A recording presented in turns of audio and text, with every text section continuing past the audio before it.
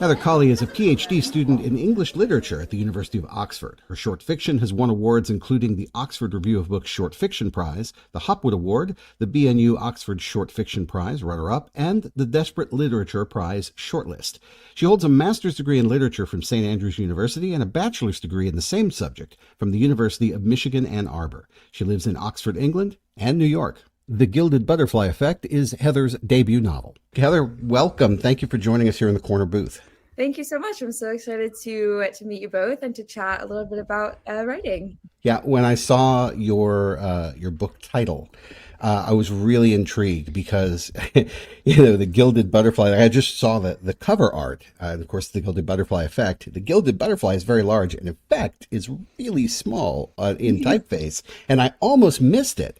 And then when I read a review, and I'm like, oh, yeah. So tell us a little bit about where the inspiration came for your debut novel, The Gilded Butterfly Effect. Yeah, sure. So the title comes from King Lear. It comes from a quote towards the very end of the play. And the full quote is something like, "We will all laugh at gilded butterflies." And I've loved that quote since I read it. And I feel like it represents the characters in the book really well. It's a book about campus life and about two girls, Stella and Penny, who kind of get entwined in one another's lives and in the Greek life, so fraternities and sororities at their university, and they both kind of have downward spirals as a result. I've seen it referred to as Mean Girls on uppers. Do you think that's fair? Yeah, I think that's probably fair. I think it's darker, and I think it's for a probably slightly older audience. It's college rather than high school, and they don't have the omnipresent like adults that you have in Mean Girls. It's sort of just them in chaos on their own. So I think it's a bit darker, but I would say, yeah, that's a good description. I'm always fascinated by people who can just pull Shakespearean references to title things. I think half the titles of Star Trek episodes are Shakespeare quotes. And I'm just like, oh, really? I'm just not that smart. Well done. We've talked to folks about, promoting their books, and it can be very daunting to have someone take a look at your book and say, it is this category, it is that category, it is this category or that category. We had an author on in our last season, our last chapter, who wrote something that was categorized as dark romance. Mm-hmm. And when I opened your book, I got to the fancy legal page, with the copyright and all the rights reserved, and saw that it was categorized feminist, women, and friendship. Yeah. What is that process like for you when other people take apart your book and say, it's going to be this is how we're going to market it? Yeah, it's really interesting because I am really involved in the book talk and the bookstagram world. I don't know if you're like on those corners of the internet, but that's, I think, book marketing to the extreme. I think I had been aware of how books are often packaged and, in my opinion, often reduced to these certain like taglines or phrases or buzzwords. One term that we're using a lot in my book is dark academia. And I think that that's accurate in the general sense of the phrase, but it's also a bit of a reductive description, I think, for a lot of books that fall under that category, but it signifies something on social media to readers. So you have to kind of lean into it. And it's important to kind of just be aware that your book may well be reduced into these categories, that it's not necessarily, that don't wholly represent it. Like, my book has friendships, but the friendships break down, right? It's not like a heartwarming friendship book. But if people are attracted to the idea of female friendships, then that tagline might work. So I think in a lot of ways, it's just leading into like the book marketing world at the moment. People are really into buzzwords and tags, and that's what works. Yeah, and I mean, if you're looking at marketing the book as a commodity, being able to express what it is very succinctly to a potential purchaser has a lot of value. And yes. So, yes, it's reductive when you talk about its literary merit or its, thematic potential. But yeah, it puts it in a pocket that people go, that's for me or that's not for me. And they can make that decision pretty quickly. Book talk, I really would love your perspective on that. As an older person, I'm not skilled at sort of mining that. And I understand that it drives a lot of sales and can really create almost a groundswell for unknown works that sort of get elevated by certain content developers. Tell us a little bit about that experience and how it works. Yeah, it's a huge part of the publishing world in general now, and it's really exploded in the last 4 or 5 years. And there are whole genres that have kind of exploded because of book talk, and a lot of those are genre fiction. So like romantasy is really big on there. Romance in general is really big. Things like dark romance. There's some corners of book talk and bookstagram that are focused on literary fiction, which is also really interesting. But it means that this use of signifying phrases and buzzwords has, I think, become almost a forefront of book marketing. Like there's lists that are built off the phrase dark academia. There's whole posts that are built off of the aesthetic. And so it's very interesting. And I think it can be very, very useful if you have the patience to navigate it. And I think you have to be willing to just set aside any cynicism and think this is what book marketing is now, and like I'll give it a shot. Is there a gender lean, not bias, but lean? Does book talk lean mostly female? Because I haven't done any research on that, but it seems like a lot of the buzzwords that you're mentioning are things that would be super attractive to female readers. Is that true? I think it's dominated almost wholly by women readers. Okay. I have my analytics. I have like about 70,000 followers across Instagram and TikTok. So I get some pretty interesting analytics on who's consuming my content. And I think it's like 90% women. And I also do like literary stuff and literature and humanities stuff that has to do with my PhD as well, which I also think women are more likely to enroll in those kinds of programs. But it heavily leans women, and you see that in the genres and the writers that are pushed on there as well. The Gilded Butterfly Effect is out with 3 Rooms Press. Do they work hand in hand with you on this, or I'm imagining you started having a book talk, you started your TikTok and social media before perhaps even knowing 3 Rooms Press existed, but do they have a hand in helping you with it, or is it pretty much all yours? Is there a sort of 60-40? Is it 70-30? Talk about that a little bit if you don't mind. Yeah, I started both the book talk and the bookstagram probably 5 years ago now. Well before I think I'd even heard from 3 Rooms about the book. There's some collaboration that you can do with your press. Like you can obviously share and promote back and forth content. But I think for book talk and bookstagram in particular, it's very much about the personality behind the content. And I think that's why people follow certain creators. And people, I think, prefer not to follow. Not that 3 Rooms Press is a corporation, far from it, but people prefer to follow individuals and to hear from those individuals for whatever attracted them to the creator in the first place. So it's quite independent, and it's just a really helpful tool that's kind of increased as my book has been published. I do some acting on the side, and I do know that there tends to be a trend where regional theaters are always hurting for a little bit of money, and having someone that has a big following can be a very attractive thing to those folks. Especially if they have a presence in the social media world that can help draw people to buy tickets for the shows. Right. Do you feel that when you cultivated your social media audience, was that something that you used as leverage in trying to query the book or getting the book published? Or do you, not to take away from the merit of the book at all, I'm sure you understand, I'm not trying to say that, but no, of course. It's part of the whole thing now, It is.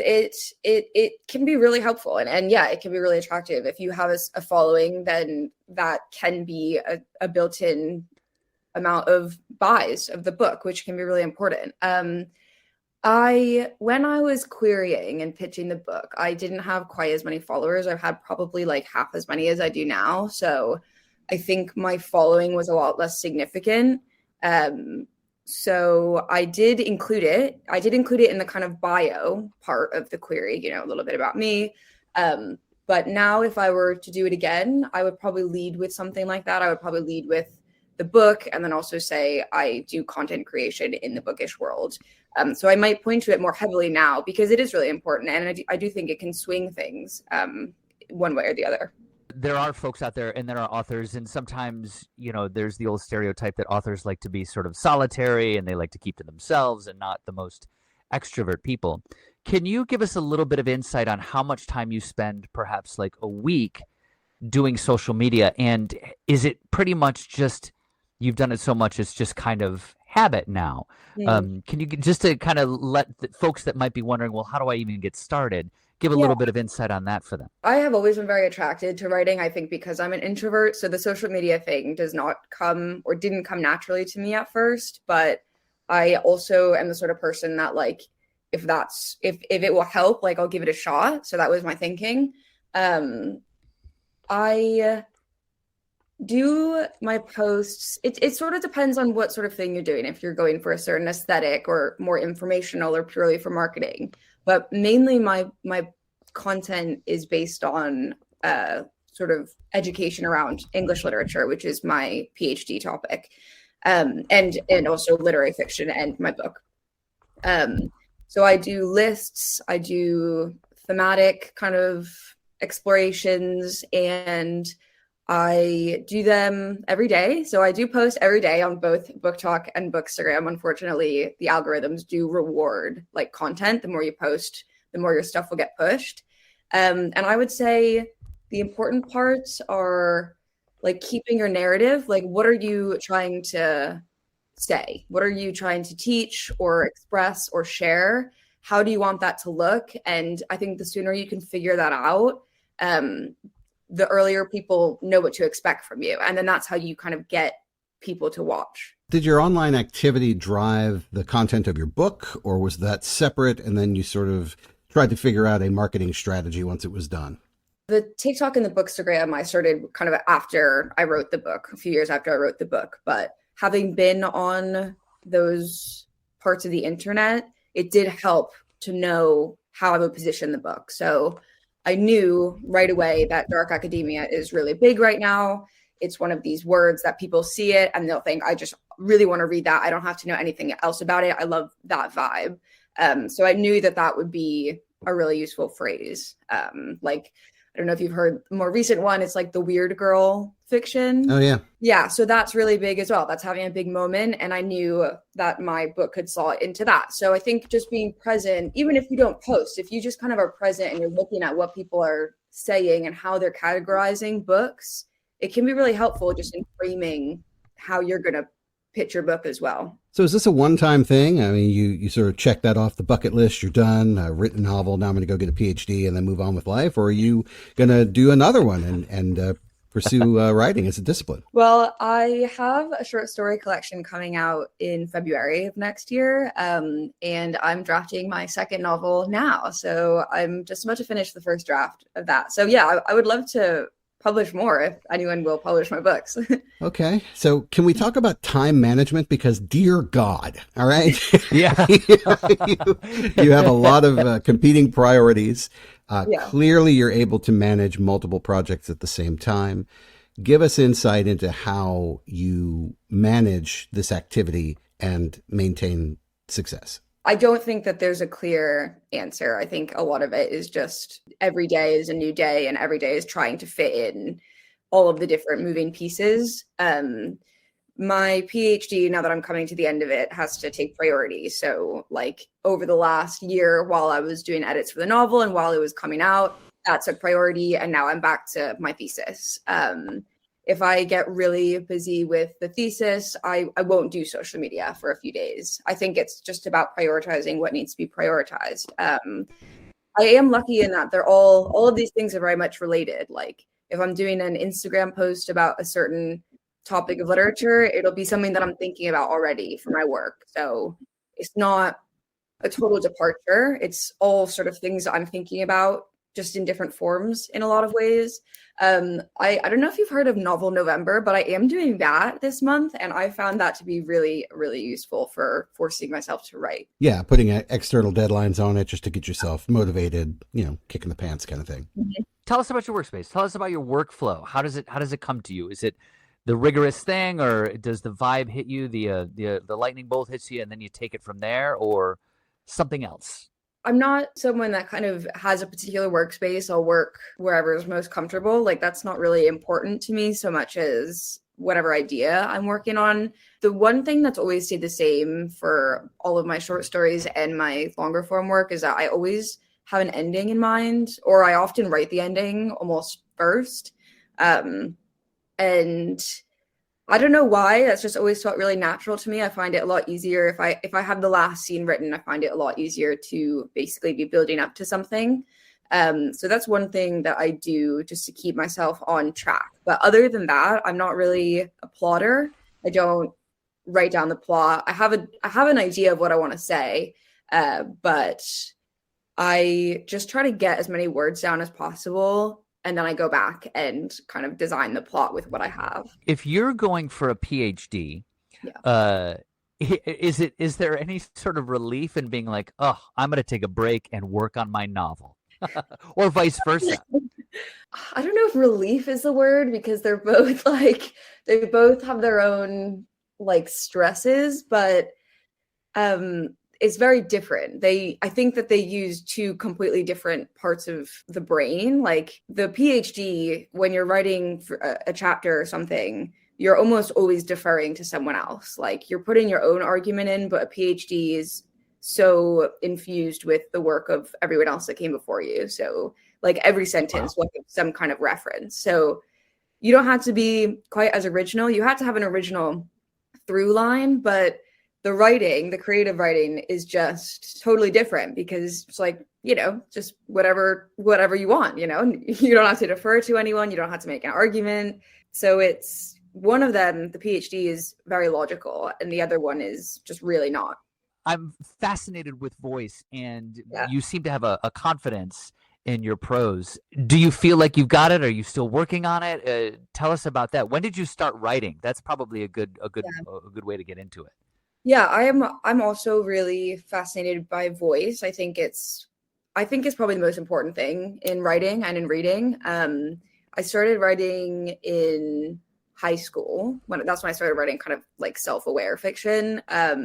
And I have always been attracted to writers with really idiosyncratic voices. So someone who, if you pick up the book, you don't have to know the title or the author, but you know who's written it. So that's always been something that I try to emulate. I think that's really the mark of a great piece of work. I think sometimes I feel very much in the flow with voice, and sometimes I feel that I've lost it. I don't know if you both kind of struggle with that, but sometimes I really feel in it, and sometimes I just don't have it. And that's, I think, where edits and revisions become really important. Yeah, that's actually where I wanted to go next with it, because it is really easy to spot when that voice is off track. Right. After you've written it, you come back and go, "Ooh, what is this?" Yeah. We talk a lot about the writing process of drafting and editing and proofing and whatnot. And it sounds like in the editing process, you're coming back on your own, seeing some of those things that you'd like to change and then changing them. Do you also work with other readers, people who you trust to give you feedback? Do you work with a professional editor? So tell us a little bit about that editing cycle for you. I've never worked with a professional editor. I will say, for The Gilded Butterfly Effect, that I wrote that in undergrad, and I wrote some of it as part of a thesis. So I had my thesis advisor read sort of some chapters of that very, very early on. And so I think that was really helpful, because I was very young and had never written a novel before, and having external encouragement and direction was really, really useful. I think now that I'm more confident, like I've done it already, I don't know that I would turn to a professional editor, but I will say my dad is always my first reader of everything. Him and I have very similar literary tastes, and he will also tell me if something's not very good. So he has always been kind of one of my main early readers. Does he have a background in literature? Is he a professor? No, he is in communications and marketing, but he is British, and so he grew up reading a lot of kind of 80s and 90s British literature, which is what I love as well. Like, I'm a huge Martin Amis fan. So I think we just kind of we're drawn to similar sort of to books and writers, and he does get my voice, I think, very much. Yeah. And that's really important for anyone who's reading your work, to not try to twist what you're doing into what they want it to be, and so that's luxurious. And also, as far as like mass communications or trying to influence people through the written word, I could see a lot of symbiosis there. So that's really good that you have someone. Kind of want to turn it over to you a bit. Is there something that you've been dying to talk to random strangers about? I am really excited about the stories that I have coming out next year. One of the stories follows Stella, who's one of the two main narrators in the novel. But you won't have to have read the novel in order to kind of understand the story. It can stand alone as well. But those stories are all kind of interconnected. And I was a teacher for a little while in a high school, and they're all set in a school, and they're all interconnected. So I'm really excited about those because I love short stories. I find them really fun and enjoyable to write. So that's out with another indie press next year. And then I'm really excited for my work in progress. I think it also leans into like the weird girl thing, to use an Instagram buzzword. But I'm hoping to finish drafting that up this year and seeing what happens. Outstanding. Hey, are those stories published before you anthologize them, or are you kind of collecting some published and some unpublished? Tell us a bit about that. Yeah, some have been published. One was in the Oxford Review of Books a few years ago, and another was in the Desperate Literature Prize anthology a year or two ago. So a few have been published, and then I think there's 10. And so the rest, I wrote 2 new ones for the collection, and then the rest I just reworked for the collection. Are you working with the same publisher, or are you going to be shopping this one around? So this is coming out with Serving House Books, which is a different indie press. They're based out of North Carolina. So I signed the deal for the short stories, like right when I signed the deal with Three Rooms Press. So I didn't even really think about like working with the city. It didn't even really like come up because I was still talking about the novel with Three Rooms Press. So it sort of just came about that there were different publishers.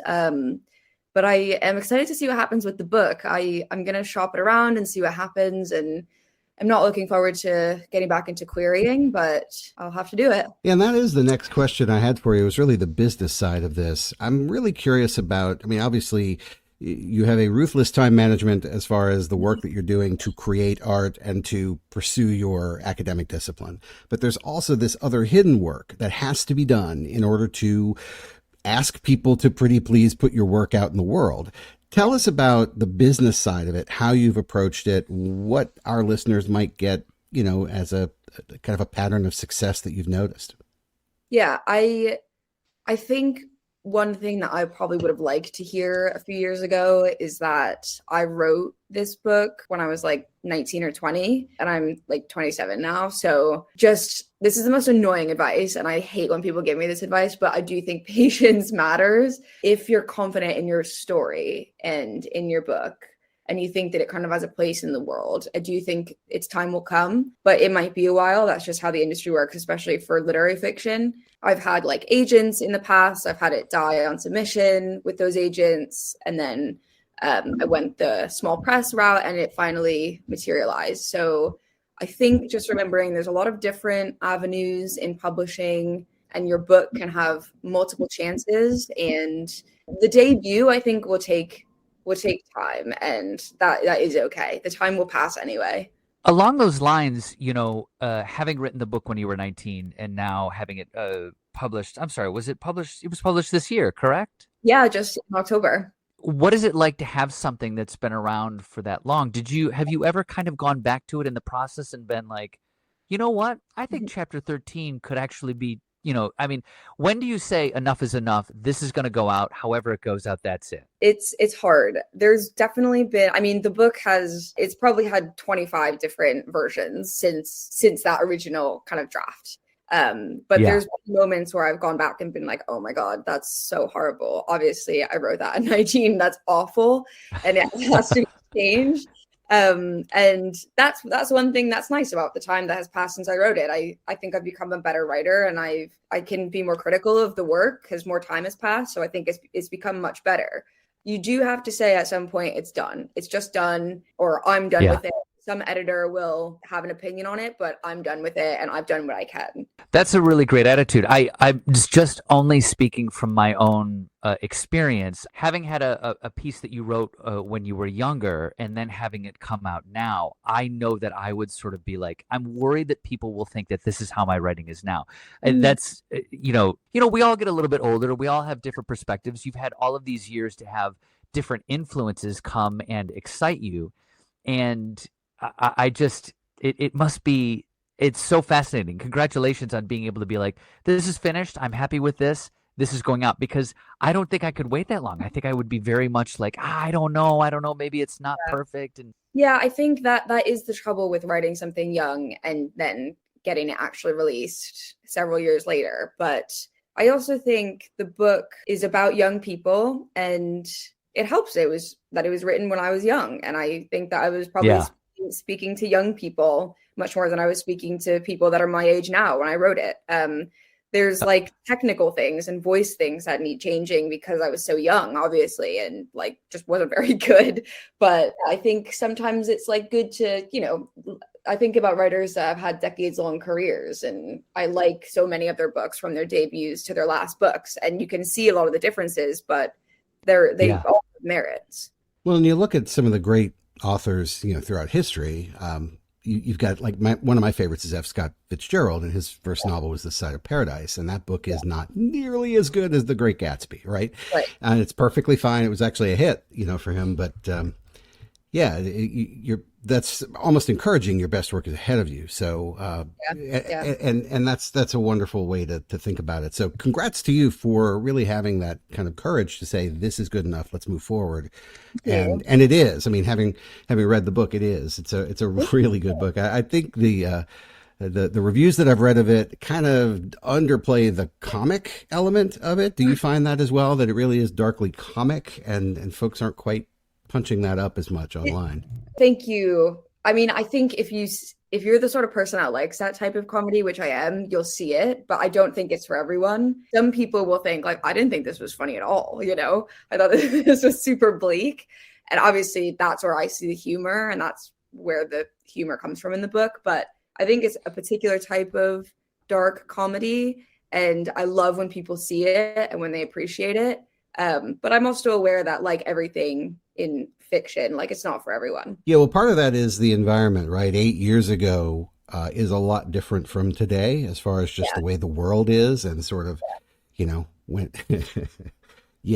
So anyway, I don't want to sanitize my writing based on, the way that the world has changed and the way that people read. I think a lot of the best writing is transgressive and kind of pushes back against expectations and linguistic norms and so on. So part of what I like to do is like kind of shock and be bleak and be dark and be earnest in the writing. So I try to keep that in. I mean, it really calls into question, what is the purpose of literature at that stage? And, studying literature as you have and as you are doing, and to be able to contribute to that body must be really satisfying for you. It is. And the book is so very much related to so many books and so many writers, like even from the Shakespearean title. But everything that I write is very much informed by my studies, by my reading.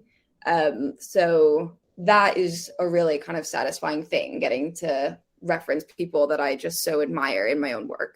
Yeah. Who are some of your literary heroes, folks that you really model or take after? Yeah, so sort of like we mentioned before, I have always been really drawn to voice. So certain people that come to mind are Vonnegut, A. Martin Amis, Toni Morrison. More contemporary writers, I really like Ainsley Hogarth right now, and Holly Butler, I think, have amazing voices. I also study a lot of the modernists, so I do like a lot of Woolf, Eliot, Ford Madox Ford, things like that. And so I take a lot from them. But I also am very into Shakespeare. And the novel that I'm working on now, I think, leans a lot more into kind of Shakespearean things and Shakespearean endings. But I kind of think about all of that as I'm writing. That's wonderful. It must be so great to have such, if you're working towards a PhD, I mean, it sort of inherently has you doing the work, you know? I think one of the things for me after I graduated from college was sort of like, well, I don't have a timetable. I'll just get to it when I can. Yeah. But you're actively doing so much research, doing so much reading, and doing so much writing just in that realm as part of your everyday workflow. It must feel very, I mean, it's just second nature to you by now. Yeah, I think the most important thing to writing is reading. That's what I think. And I think because I have to read for my work, even though I actually do poetry, so I don't even really read what I write in terms of fiction, but reading anything, I think, and reading really good stuff as well. That is the most important thing to becoming a better writer. So I'm always thinking when I write about what I've just read or my favorite books or my favorite plays and so on. The poetry is almost like, you know, if fiction is a strong cup of coffee, poetry is espresso, right? As far as voice goes. So Yeah. When I was doing my MFA, I was reading a lot as a result of that degree, and I was far more productive than I am now. You know, I really am almost sort of sheepish about how little I'm reading in the near future, because most of the stuff I do, I'm a training manager for a conveyor belt company, and so a lot of what I do is technical writing and technical reading, which does kind of pull, you know, the strength and the focus. So yeah, I kind of miss the old MFA days where they're like, hey, pick 20 novels. Like, oh, great, that's awesome. I can't wait to go read. Yeah. And when you're reading that much, you can't help but just have these voices in your head and these terms and these tools, and it just becomes so much more natural. Are there any literary magazines that you kind of ascribe to that you're reading now to discover new works? Yeah, I have always really liked the Desperate Literature anthology, which comes out every year, because it's judged by, well, I mean, if you read the 2024 one, I'm in it, but it's just a subtle effect. But besides that, Ocheza Moshvek, who I really admire, is one of the judges for the competition. So those stories are just always really good, and they're very short, so they have to be really compact, and I love those stories. I like the London Review of Books and the Paris Review of Books, which I suppose is kind of, they're like the gold standards, but I turn to those a lot. Having only experienced your novel length work, I haven't seen any of your short stories. Where would they fall in sort of length? Are they flash fiction, or are they more traditional, you know, 2,500 to 5,000 words? Where do they fall? They are, in the upcoming collection, they're all 2,500 to, I think, 6,000 around. One or two might be a little bit longer. But my sweet spot is like 2,000 to 3,000. I think that's the perfect short story length. Same. And with those stories, is that the same as working on a novel? Is your father the sort of your sort of first reader, and then from there just kind of going back to the drawing board? Yeah, he's also, I think, read all of those stories by now. Stories I always treat as, and this is probably why I find them easier, but they're just lower stakes to me, because I mean, they just are, you know, you just don't have as much room to heighten the stakes. So I'm sure I've kind of worked on a few that I've never even shown to anyone, because they're just, in my mind, they're almost sketches of things that might come. But yeah, it's very similar. My dad reads all my stories, and yeah, I get his opinion on a lot of my writing. So as we pivot now to kind of close out our discussion, I really want to leave our listeners with something actionable that they can take away, because this has been a great conversation about your process, your motivations, you know, your purpose. What would you recommend to complete strangers that you've never met, that they adopt as part of their writing process or their writing purpose to really accelerate their work? I think one thing that has helped me is kind of ignoring all of the noise about writing process, which is so, again, annoying advice. But I think sometimes writing can be so kind of hard to start, especially, and it's we want to procrastinate writing so much. And I think sometimes we overcomplicate the circumstances that we write in. And so I have tried to force myself, like if I get an idea, I'll put it in my notes app. It doesn't, I don't need to be at my desk. I don't need to be somewhere specific. If I overhear something, I'll put it in my phone. If I'm like falling asleep and I think of a certain thought or an idea, I'll put it in my phone. And so I think almost kind of taking the gravity away of the situation and just knowing you can kind of always write, you don't need the perfect circumstances. You can always do it, has helped me a lot because it just removes the stakes a bit. I think that's really good advice. So Heather, where can people find your work? What's the best way for them to reach out and consume your work?